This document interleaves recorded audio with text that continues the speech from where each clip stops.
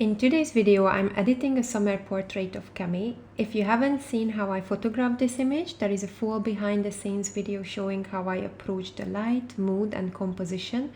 I'll link it below so you can check it out afterward. But for now, let's dive into the edit where I will walk you through my process for bringing out emotion, color and that storytelling softness. Okay, so the aim of this video is transform this image and create a magical, dreamy glow effect. This is the starting picture, and what I have already done, I've done 3 things. I have created a layer mask for my subject so that I can use that later on. I have converted my background layer into a smart object, and I have also cleaned up my image so that there is no distractions or any dirt on on Cami's face. So the first step that I'm going to do is I highlight my image and then I go to filter, camera raw filter. Now here I'm going to adjust the temperature and I would like to add some warmth to this image, and I'm also going to increase the vibrancy a little bit.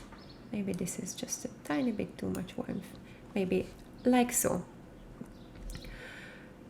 And once I have done this, I am going to now make adjustments to the subject and to the background separately. So first I click on the masks and I'm going to select background.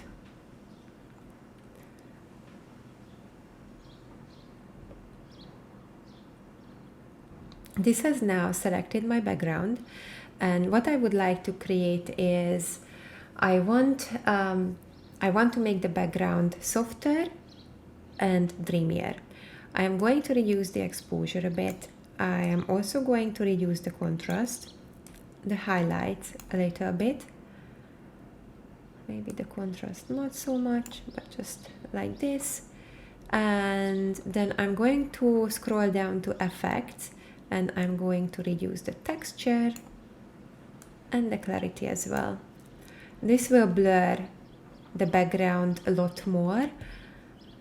And what I also like to add is decreasing the dehaze a little bit. This will create a nice haze effect around in our background. Now next, I'm going to work on my subject. So I add a new mask and I click select subject, and I'm only going to do a couple of things here. I'm going to slightly increase the exposure, and I'm going to add a tiny bit of contrast here. So this creates kind of like a contrast between the background and my subject as well. And then I click OK.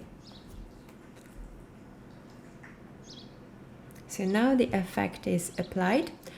Next, I am going to do some dodge and burn and create a painterly effect on my subject and also make his eyes pop a little bit more. So I click Ctrl Shift N, and then I select overlay in the mode, and then I also click fill with neutral color and then click OK, which created a gray layer. I want to make sure that my brush is set to white and that I actually selected the brush. I'm going to reduce the opacity to 5%, and now I'm going to zoom into the image, reduce the brush size, and I'm going to do some dodge and burn on his eyes. So here with the white brush, I'm going to go over the bright parts of his eyes, and I'm going to enhance it. This will make his eyes pop a bit more. You don't want to go overboard because you don't want to create radioactive eyes, but just a little bit. And if I just show you the before, after, this already made his eyes pop a lot more. And now I'm going to switch the brush to black, and I'm going to go over with the black on the darker parts of his eyes, so his pupils and around the edges here. And also I'm going to go over his eyelashes to highlight those a bit, darken them. So these are the adjustments I made to his eye. I'm also going to add some more highlights here under the eye to open up his eyes a little bit more, to the nose. And then I could also do some of this dodge and burn in his hair, which I have done in the original edit. And I could also add some dodge and burn on his clothes, which works really nicely when you have a more textured clothes. For the sake of keeping this video short, I'm not going to go over that, but that's something that you would like to also do. As a next step, I'm going to create now a glow effect for my background. And how I do that is I create a copy of my image. I clicked Alt-Ctrl-Shift-E, which created a copy of my image along with the adjustments that I have already made. And now I'm going to click Filter, Blur, Gaussian Blur. And I'm going to set the filter somewhere between 25 to 35. I'm going to leave it as is and click OK. Now changing the blending mode to either overlay or soft light. I'm going to select soft light. This looks a little bit crazy now, but what I'm going to do is I'm going to reduce the effect and lower the fill, and I'm going to also lower the opacity, which makes it a much softer effect, but you can still see, maybe I can add a little bit more of that here. Maybe just a teeny bit more of the fill and less of the opacity. And just play it around. So this really makes the colors pop more and also creates quite a magical glow effect. What I don't want to do is this to be on my subject, because I like to keep him sharp.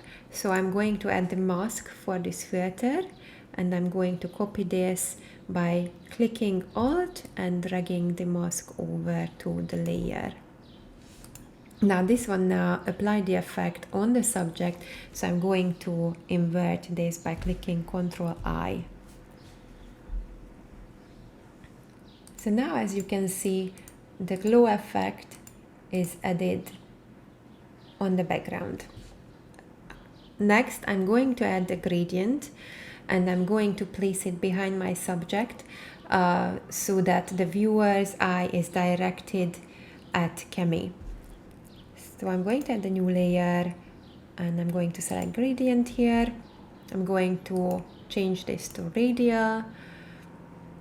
I'm going to set this one, so I'm going to delete this one because I want this to be transparent, but this color I'm going to select here a soft yellow, very soft yellow. Click OK.